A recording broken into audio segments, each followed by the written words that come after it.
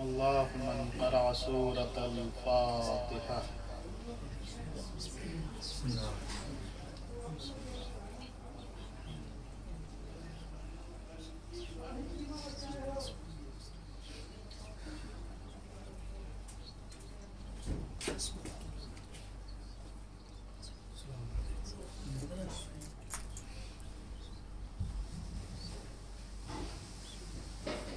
لا حول ولا قوة إلا بالله العلي العظيم. أعوذ بالله من الشيطان الرجيم. بسم الله الرحمن الرحيم. الحمد لله الذي هدانا لهذا وما كنا لنهتدي لولا أن هدانا الله. لقد جاءت رسل ربنا بالحق.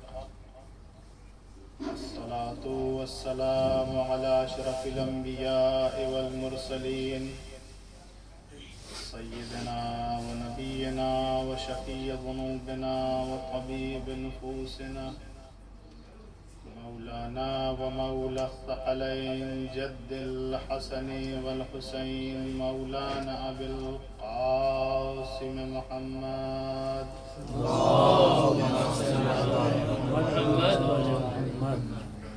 وعلى أهل بيته الطيبين الطاهرين المعصومين المظلومين واللعنة الدائمة الباقية على أعدائهم ومنكر فضائلهم وغاصبي حقوقهم والشاكين فيهم والمنحرفين عنهم أجمعين. عما بعد، فقد قال الله تبارك وتعالى في محكم كتابه المجيد وفرقانه الحميد وقوله الحق: أعوذ بالله من الشيطان الرجيم. إن الله اشترى من المؤمنين أنفسهم وأموالهم بأن لهم الجنة. صلوات اللهم صل على محمد. عزیزان گرامی، معزز سامعین اکرام، ماہ مبارک ہے، عبادت کے ایام ہیں، اور اس مہینے کی فضیلت آپ حضرات پر آشکار ہے اور عین ہے. میں نے قرآن مجید کی سورہ توبہ کی آیت نمبر 111 کی تلاوت کی شرف آپ کے سامنے حاصل کیا ہے. دیکھیں، میں اس مقدمے سے چونکہ یہ ایام، یہ دن مبارک دن ہیں، تو ان اہم چیزوں کی طرف اشارہ کر دینا چاہتا ہوں کہ یہ ہماری عبادتیں، ویسے تو اس پوری دنیا میں جتنے بھی امت مسلمہ ہیں سب روزے رکھ رہے ہیں، سب نمازیں پڑھ رہے ہیں، لیکن نماز کی قبولیت، روزے کی قبولیت یہ اللہ کے ہاتھ ہے نا. یعنی ہم روزہ رکھیں لیکن ہم اس بات کی گارنٹی نہیں دے سکتے کہ ہمارا روزہ قبول ہوا یا نہیں ہوا. ہم نمازیں پڑھیں لیکن ہماری نمازیں اللہ کی بارگاہ میں قبول ہو گئیں یہ ہمیں نہیں معلوم. اسی طریقے سے امت مسلمہ کا ہر ایک مسلمان نمازیں پڑھتا ہے، روزے رکھتا ہے، دعائیں کرتا ہے، لیکن اس کی قبولیت کی کیا ضمانت ہے؟ تو معلوم یہ ہوا کہ اللہ ہم سے جو عبادت چاہتا ہے وہ عبادت خالص چاہتا ہے. بس اسی موضوع کو لیتے ہوئے میں نے اس آیت کی تلاوت آپ کے سامنے کی اور ایک اہم چیز کی طرف اشارہ کرنا مقصود ہے، اور اس کے بعد رحمت تمام. صلوات پڑھے محمد و آل محمد. ارشاد فرمایا: ان اللہ اشترى من المؤمنین انفسهم واموالهم بان لهم الجنہ. کہ بے شک اللہ نے خرید لیا. کس سے خریدا؟ من المؤمنین، مومنین سے خرید لیا. جب مومن کہہ دیا تو غیر مومن اس سے خارج ہو گئے. لہذا اللہ نے مومنین سے کیا خریدا؟ انفسہم و اموالہم، دو چیز خریدی. ایک ان کے نفوس کو، ان کی جانوں کو خریدا، اور ایک ان کے اموال کو خریدا، ان کے مال کو خریدا. اب اس کے عوض میں اللہ نے کیا دیا؟ بِأَنَّ لَهُمُ الْجَنَّةَ، اس کے عوض میں اللہ نے انہیں جنت عطا کیا ہے. اب جن سے یہ خرید رہا ہے اللہ، جن مومنین سے، دیکھیں کل مومنین نہیں ہیں، مومنین کی مواصفات آیت میں بیان ہو رہی ہیں کہ یقاتلون فی سبیل اللہ. وہ مومنین جن کی جان اور مال خریدی جا رہی ہے وہ ہیں کہ جو یقاتلون فی سبیل اللہ، اللہ کی راہ میں قتال کرتے ہیں، جہاد کرتے ہیں. اچھا، اگر صرف قتال اور جہاد کے فی سبیل اللہ کا مسئلہ اگر ہوتا کہ یقاتلون فی سبیل اللہ، تو کوئی تو کہتا کہ بھائی اس سے تو جہاد اکبر بھی مراد ہو سکتا ہے نا. پیغمبر نے کہا کہ ایک جہاد اکبر ہے اور ایک جہاد اصغر ہے، تو اس سے تو یہ بھی مراد ہو سکتا ہے. یعنی میدان میں قتال، میدان قتال میں جانے کی ضرورت نہیں ہے. سبیل اللہ بہت سے جہاد ہوتے ہیں، اس میں سے ایک جہاد اکبر بھی ہے. لیکن آیت میں آگے کی جو بات کہی ہے اس سے دوسری چیزیں خارج ہو جاتی ہیں.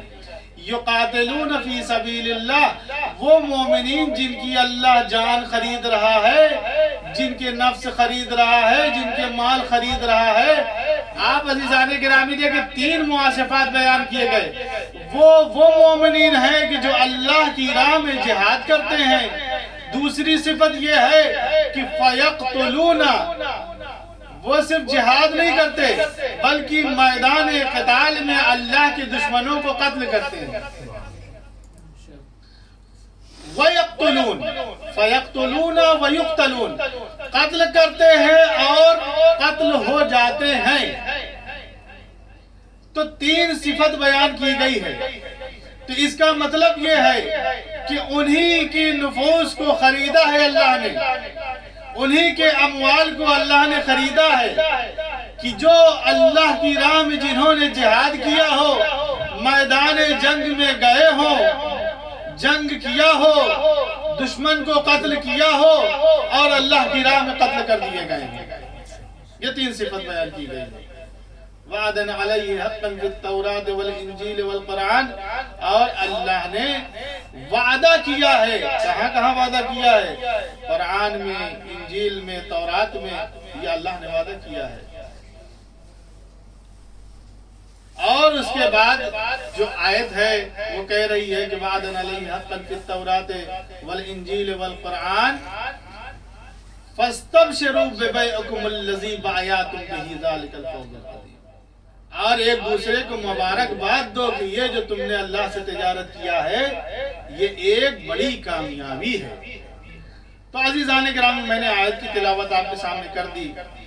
اب آئیے مفسرین کیا کہتے ہیں. بس ایک لفظ ہے بِأَنَّ لَهُمُ الْجَنَّةَ پر بحث کرنے کی. اور سب ماشاءاللہ یہاں طالب علم ہیں، اس بات کو محسوس کرتے ہیں. مفسرین کا اختلاف ہے اس بات پر کہ یہاں پر لام ملکیت کے لیے ہے یا جزا کے لیے. اس پہ اختلاف ہے. کیا ہے اختلاف؟ بعض مفسرین نے کہا، آپ غور کریے، تجارت جو ہوتی ہے نا، ہم سب بھائی کی بحث پڑھ بھی رہے ہیں اور پڑھ بھی چکے ہیں. جو حضرات، آپ کو معلوم ہے تجارت کی شرائط میں سے ایک شرط کیا ہے کہ بائع مبیع کا مالک ہونا چاہیے، ہے نا. تجارت کی شرائط میں سے ایک شرط یہ ہے کہ بیچنے والا جو چیز بیچ رہا ہے اس کا وہ مالک ہونا چاہیے، یا تو معزون ہونا چاہیے مالک کی طرف سے. ہم نے یہی پڑھا ہے. تو کم سے کم اس کو مالک ہونا شرط ہے نا.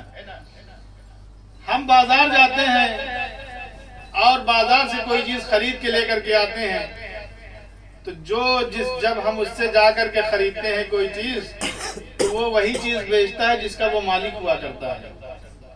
اگر وہ اس چیز کا مالک نہ ہو اور آپ کو وہ وہ چیز بیچ دے تو وہ بے باطل ہے یا باطل نہیں ہے؟ بے باطل ہے. کیوں؟ اس لیے کہ وہ اس کا مالک ہی نہیں ہے.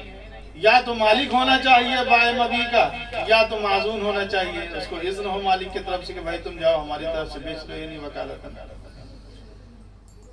تو بہرحال یہ بات تو طے ہے کہ اب آپ دیکھیں اللہ تجارت کر رہا ہے نہیں کر رہا ہے. ان اللہ اشترا کا لفظ بتا رہا ہے کہ اللہ مومنین سے تجارت کر رہا ہے. دیکھیں اللہ کی تجارت کتنی عظیم تجارت ہے. مفسرین نے کہا کہ یہاں لام جزا کے لیے آیا ہے، ملکیت کے لیے نہیں آیا. ایک قول یہ ہے. کہا کیوں؟ کہا اس لیے کہ جب کوئی خرید و فروخت ہوتی ہے، کوئی تجارت معرض وجود میں آتی ہے، تو ان کی شرائط میں سے یہ ہے کہ جو چیز خرید رہا ہے ثمن کا مالک ہونا چاہیے، اور بائع جو چیز بیچنے والا جس چیز کو بیچ رہا ہے وہ اس کا مالک ہونا چاہیے. تب جا کر کے خارج میں ایک تجارت وجود میں آتی ہے اور نقل و انتقال ہوتا ہے. عزیزان گرامی، مفسرین بعض لوگوں نے یہ کہا کہ اللہ جس جان و مال کو خرید رہا ہے، ہم اس جان و مال کے مالک ہیں ہی نہیں، اس لیے کہ ہماری جان حقیقت اللہ اس کا مالک ہے. ہماری جان کا حقیقی مالک کون ہے؟ ہم ہیں، اللہ ہے. اگر ہم ہوتے تو دنیا سے ہم جاتے ہی نہ. اس کا مطلب یہ ہے کہ اس جان کا مالک کوئی اور ہے. اسی طریقے سے ہمارے اموال کا مالک بھی کون ہے؟ مالک حقیقی اللہ ہے. آپ پڑھتے رہتے ہیں. تو اس کا مطلب یہ ہے کہ جب اللہ ہماری جان کا بھی مالک، ہمارے مال کا بھی مالک، تو اللہ یہ بے کس قدر کیوں کر رہا ہے؟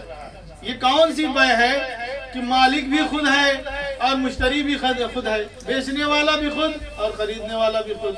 کہا نہیں، اللہ نے ہمارے حوالے جان بھی کیا ہے اور اپنا مال بھی کیا ہے بطور امانت. اب امانت کا اصول یہ ہے کہ اگر کسی کے پاس امانت رکھی جائے اور وہ اس امانت کو جس طریقے سے اپنے پاس رکھی تھی اسی طریقے سے واپس کر دے، یعنی جس طریقے سے بے عیب امانت اس کے پاس آئی تھی اسی طریقے سے بے عیب امانت واپس کر دے، تو عقلاء کی نگاہ میں وہ انسان ممدوح ہوا کرتا ہے، اور یہ کہا جاتا ہے کہ اس کو کچھ نہ کچھ انعام و اکرام دیا جائے. لہذا اللہ نے ہمارے پاس اپنے اموال اور اپنی جانوں کو امانت کے طور پر رکھا ہے. اب جب ہم جس طریقے سے اس نے جان کو ہمارے لیے ہمارے سپرد کیا تھا اسی کی راہ میں جان کو واپس کر دے، اور جس طریقے سے پاک اموال کو ہمارے حوالے کیا تھا اسی طریقے سے اس کے حوالے کر دے، تو یہ امانت جب اس کی بارگاہ میں واپس صحیح و سالم جائے گی تو اللہ نے کہا کہ جب ہے امانت ہمارے پاس واپس کی جائے گی تو ہم اس کے اجر میں، ہم اس کے ہدیہ کے طور پر، اجر کے طور پر تمہیں جنت عطا کرتے ہیں. ایک قول یہ ہے. بعض لوگوں نے کہا نہیں، اللہ نے ہمیں جان بھی دے دیا، مال بھی دے دیا، ہماری ملکیت میں کر دیا ہے. اب جب اللہ خرید رہا ہے تو جان بھی ہماری ملکیت ہے، مال بھی ہماری ملکیت ہے. اللہ جو خرید رہا ہے مومنین سے، وہ کیا خرید رہا ہے؟ مال اور جان کو. اور اس کے عوض میں کیا اس کے لیے دیا ہے؟ اس کے عوض میں اس کو جنت عطا کر رہا ہے. تو اب عزیزان گرامی، میں نے جو مقدمے کے طور پر جو بات کہی تھی وہ بات واضح ہو جائے گی کہ پوری دنیا میں جتنے بھی مسلمان ہیں سب اپنی عبادت کو خالص اس لیے کرنا چاہتے ہیں. عبادت، بھائی ہم روزے کیوں رکھتے ہیں؟ تاکہ ہمیں جنت مل جائے. ہم نمازیں کیوں پڑھتے ہیں؟ تاکہ ہمیں جنت مل جائے. ہم حج کیوں کرتے ہیں؟ تاکہ ہمیں جنت مل جائے. اعمال صالحہ اس لیے انجام دیتے ہیں کہ ہمیں آخرت میں جا کر کے ایک اچھی جگہ مل جائے، ایک ایسی جگہ کہ جہاں پر ہم عیش و عشرت کی زندگی گزاریں. یہ ہر ایک مسلمان کا ہدف ہے یا نہیں ہے؟ ہدف ہے. لیکن اللہ کس قیمت میں جنت دینا چاہتا ہے؟ اللہ کہتا ہے کہ الا للہ الدین الخالص، اللہ کا دین خالص دین ہے. اور جب اللہ کا دین خالص ہے تو یہ دین خالص کا کیا مطلب ہے؟ یہ دین خالص کا کیا مطلب ہے؟ وما امروا الا ليعبدوا الله مخلصين له الدين. ہمیں امر کیا گیا ہے، ہمیں حکم دیا گیا ہے کہ ہم اپنی عبادتوں کو اللہ کی دین میں جو عبادتیں ہیں ان عبادتوں کو خالصتاً للہ انجام دیں. یہی ہے نا بھائی. اللہ جب کسی چیز کو عوض میں دے گا تو مطالبہ کیا ہے؟ مطالبہ یہ ہے کہ عبادت خالص ہونی چاہیے. اب جب خالص عبادت ہوگی تو اس خالص عبادت کی عوض میں اللہ جنت دے گا نا. لیکن آج ہماری عبادتوں کا کیا حال ہے؟ ہماری عبادتوں کا حال یہ ہے کہ یا تو ہماری عبادتوں میں ریاکاری پائی جاتی ہے. احادیث کے ضمن میں یہ بات میں کہہ رہا ہوں نا. ہماری عبادتوں میں ہم روزہ رکھیں، نماز پڑھیں یا جو بھی کار خیر کریں بہت کم ہے. دیکھیں ایک عبادت نہیں کہ 2 رکعت نماز اللہ خالص چاہتا ہے. نہیں، زندگی میں جتنی نمازیں جب سے بالغ ہوئے ہیں اور جب تک لحد میں نہ چلے جائیں قبر میں تب تک اللہ خالص عبادت چاہتا ہے. چاہے وہ نماز ہو، چاہے روزہ ہو، چاہے حج ہو، چاہے جو بھی اعمال ہو اعمال صالحہ، اللہ خالص چاہتا ہے نہیں چاہتا ہے. خالص کا مطلب کیا ہے؟ کہ لوگوں کی ریاکاری کے لیے انجام نہ دیا گیا، اللہ کے لیے انجام دیا گیا ہو نا. احادیث میں موجود ہے کہ جو دوسروں کے لیے کرے گا جزا بھی اسی سے لے جا کر کے. تو یا تو ہماری عبادتوں میں ریاکاری پائی جاتی ہے یا تو ہماری عبادتیں جنت کی لالچ میں ہوتی ہیں یا تو ہماری عبادتیں جہنم کے خوف سے ہوتی ہیں. حدیث میں موجود ہے کہ ہم یا تو اپنی عبادتیں انجام دیتے ہیں طمعا للجنہ، جنت کی خواہش اور جنت کی لالچ میں، او خوف من النار، یا تو جہنم کے خوف سے انجام دیتے ہیں. تو اب ہماری عبادتیں ہونی کیسی چاہیے؟ ہماری عبادتیں خالص ہونی چاہیے، تب اس کے عوض میں اللہ ہمیں جنت دے گا. بس میں نے اپنی بات کو تمام کیا ہے، بس موضوع کو سمیٹ رہا ہوں چونکہ وقت نہیں ہے. تو اللہ نے عبادت خالص مانگی ہے. خالص عبادت ہم سے ہو نہیں سکتی ہے نا. اگر کوئی یہ دعویٰ کرے کہ ہماری عبادت خالص ہے تو بڑی بڑی مبارکبادی ہے اس کو کہ بھائی اس کی عبادت ہر آن، اس کی ہر عبادت اللہ کے لیے خالصتاً ہوتی ہے اور کہیں بھی نہ جنت کی لالچ ہوتی ہے، نہ جنت جہنم کی ہے نا جہنم کا خوف ہوتا ہے، نہ دنیا کی ریا ہوتی ہے. تو اس کے لیے بڑی مبارکباد ہے. لیکن جہاں تک میرا اپنا جائزہ ہے وہ یہ کہتا ہے کہ ہماری تمام عبادتیں خالصتاً للہ نہیں ہوا کرتی ہیں. کہیں نہ کہیں کوئی نہ کوئی ایسی چیز آ جاتی ہے کہ جس میں خلوص میں خلل واقع ہو جاتا ہے. تو اب اللہ کہتا ہے مجھے پتا ہے تم بشر ہو، تم سے عبادت خالص مطلوب تو ہے لیکن خالص عبادت انجام نہیں دے سکتے ہو، اور خالص عبادت پر اللہ نے جنت رکھی ہے. تو اب کوئی صلوات پڑھے محمد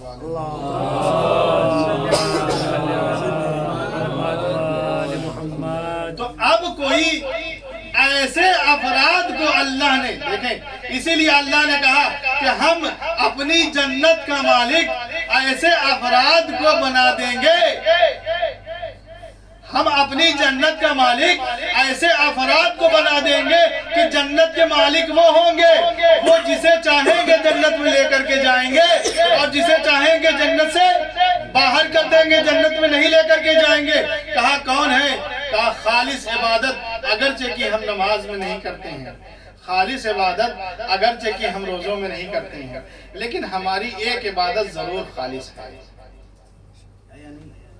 ایک عبادت ہماری ضرور خالص عبادت ہے. اور وہ کون سی عبادت ہے؟ وہ عبادت امام حسین علیہ السلام پر گریا ہے. دیکھیں ماں سے جب بچہ جدا ہوتا ہے تو ماں گریا کرتی ہے نہیں کرتی؟ ماں گریا کرتی ہے. آپ پوچھیں گے کہ کیا یہ تیرا گریا کسی کے دکھاوے کے لیے ہے؟ تو لوگ کہیں گے نہیں، کسی چیز کے خوف سے تو گریا کر رہی ہے. ہر عاقل انسان کہیں گے کیا بات کرتا ہے، یہ ماں ہے، اس کے دل میں بچے کی محبت ہے، اور جتنی قوی محبت ہوتی ہے اتنا ہی زیادہ جزا اور فضا بھی بڑھتا ہے اور گریا بھی ہوتا ہے. اللہ نے امام حسین پر گریا کرنے کو عبادت کہا ہے یا نہیں کہا ہے؟ من بکا علی الحسین او ابکا و تباکا وجبت لہ الجنہ، ہے نا. جو امام حسین کے غم میں روئے رلائے یا رونے جیسی صورت بنائے اس کے اوپر جنت واجب ہے. تو عزیزان گرامی، اللہ کو معلوم تھا کہ ہماری عبادتیں خالص نہیں ہو سکتی، جب خالص نہیں تو جنت بھی نہیں، لہذا ایسے افراد کے ہاتھ میں جنت کو رکھ دیا، ایسے لوگوں کے ہاتھ میں اللہ نے جنت کو رکھا ہے کہ اب جب اس پر گریہ کیا جائے گا تو اللہ کی خالص عبادت بھی ہو جائے گی، اور جس پر گریہ کیا جا رہا ہے اس کے ذریعے سے اللہ نے ہمیں جنت کا وعدہ بھی کیا ہے۔ کیوں؟ کہا حسین کا غم ایک عظیم غم ہے، ایک عظیم غم ہے جس پر اللہ نے جنت کا وعدہ کیا ہے۔ میں نے ماں کی مثال دی نا، ماں کی مثال دی، ماں کیوں گریہ کرتی ہے؟ اس لیے کہ بچے سے محبت ہوتی ہے، فطری طور پر ماں اپنے بچے سے محبت کرتی ہے، اس لیے گریہ کرتی ہے نا۔ تو ہم بھی امام حسین علیہ السلام سے اتنی ہی محبت کرتے ہیں، تو ہمارا گریہ اپنے مولا اور آقا پر کسی کو دکھانے کے لیے نہیں ہوتا ہے، کسی چیز کے لالچ میں نہیں ہوا کرتا ہے، کسی چیز کے خوف سے نہیں، بلکہ ہم جنہیں امام سے محبت کی ہے، اور محبت کا تقاضا ہے نا کہ جس سے محبت کیا جائے اس کی جدائی میں گریہ کیا جائے، اس سے جدا ہونے پر انسان محزون رہے۔ اور عزیزان گرامی، اسی لیے ہمیں حکم بھی دیا گیا کہ دیکھو حسین پر گریہ کرو، اور ایسا ویسا گریہ نہیں، ویسے گریہ کرو جیسے ماں اپنے کڑیل جوان کے لاشے پر گریہ کیا کرتی ہے۔ یہ کیسا گریہ ہونا چاہیے؟ کہا جیسے ماں اپنے کڑیل جوان کے لاشے پر گریہ کرتی ہے، اپنے آپ کو گریہ سے روکو نہیں، اس لیے کہ حسین کون ہے؟ حسین انا قتیل الابرار، حسین کہتے ہیں میں وہ ہوں کہ جس کو رلا رلا کر کے مارا گیا ہے۔ عزیزان گرامی، کربلا کا میدان آپ مقتل کا تجزیہ کیجئے کہ کیا حسین کی ایسی مصیبت تھی۔ آپ زیارت عاشورہ پڑھتے نا، کتنی عظیم مصیبت ہے اس دنیا پر، کتنی السلام علیکہ یا ابا عبداللہ آپ کہتے ہیں نا کہ میں مولا آپ پر میرا سلام ہو، کہ عالم اسلام آپ کی گریہ میں محزون ہے۔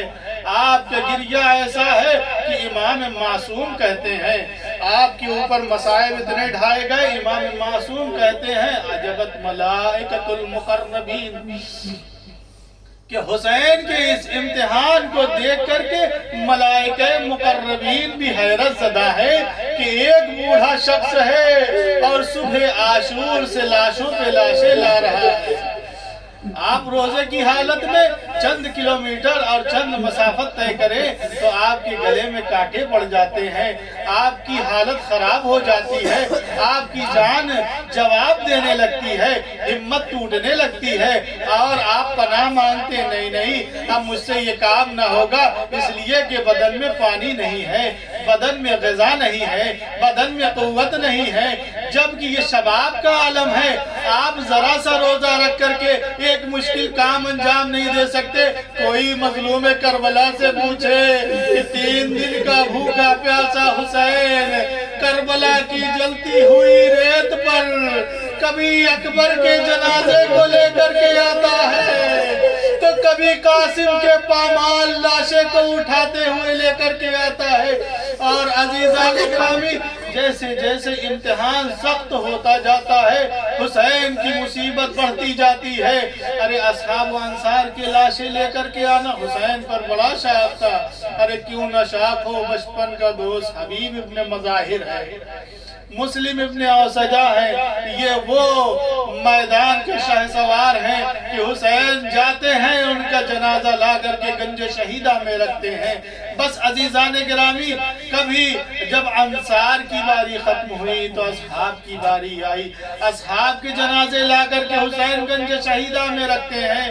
آپ اندازہ لگائیں کہ مقتل میں جانا اور اصحاب و انصار کا جنازہ لانا یہ مسافت کم نہیں ہوا کرتی ہے، اور جبکہ وہ شدت کی دھوپ اور تمازت آفتاب میں حسین مظلوم 3 دن کے بھوکے اور پیاسے جنازے پر جنازے لا رہے ہیں، اور جب جیسے جیسے غم بڑھتا جاتا ہے بدن میں ذوف طاری ہوا جاتا ہے، اور ایک وقت وہ آیا کہ جب حسین کے کان میں آواز گئی بیویوں کی رونے کی گریہ کی، ایک مرتبہ حسین خیمے میں تشریف لائے، کہا بہن زینب کیا وجہ ہے اس قدر گریہ اور زاری کی، کیا وجہ ہے؟ ایک مرتبہ جناب زینب نے کہا بھیا آپ نے جیسے ہی کہا حل من ناصر ینصرنا حل من مغیث یغیثنا، آپ کی آواز استغاثہ میں اتنا درد اتنی کشش تھی کہ 6 ماہ کے بچے نے اپنے آپ کو زمین پر گرا دیا۔ ایک مرتبہ جیسے ہی حسین نے یہ آواز سنی مطلب سمجھ گئے، کہا لاؤ میرے بچے کو میری آغوش میں دے دو۔ بس عزیزان گرامی میں نے مقتل تمام کر دیا، امام حسین نے علی اصغر کو آغوش میں لیا، ایک 4 سال کی بچی آگے بڑھی، بابا بھیا کو پانی پلانے لے جا رہے ہیں، جائیے بابا لے جائیے۔ 4 سال کی بچی ہے، اپنے بھائی کو الوداع کرتی ہے اس حالت میں کہ ہاتھوں میں بھائی اپنے باپ کے ہاتھوں میں جناب سکینہ کا بھائی ہے جو ہمک رہا ہے مچل رہا ہے، لیکن تھوڑی دیر گزری تھی حسین مقتل میں بچے کو لے کر کے گئے سیراب ہونے کے لیے، لیکن اشقیہ نے پانی سے سیراب نہ کیا بلکہ آواز دی آئینہ آئینہ حرملہ اقتا کلام الحسین۔ ارے ملعون نے ارے وہ ظلم انجام دیا، یہ کائنات کا ہر ایک ذرہ کانپ اٹھا۔ صادق آل محمد ارشاد فرماتے ہیں فضو بحط فلالا ید الامام، بچہ باپ کے ہاتھ پر منقلب ہو گیا، اور وہ ظلم ہوا کہ بچہ منقلب نہ ہوا بلکہ ذبح کر دیا گیا۔ کیسے ذبح؟ من الغزن الى الغزن، من الورید الى الورید، ایک کان سے تیر نکلا دوسرے کان سے نکل گیا، بچہ باپ کے ہاتھ پر ذبح ہو گیا۔ حسین جیسے ہی خیمے میں لے کر کے آئے، 4 سال کی بچی نے دیکھا بابا بھیا کو سیراب کرا لائے، آپ کی بیٹی پیاسی رہ گئی، دامن پلٹا تو کیا دیکھا؟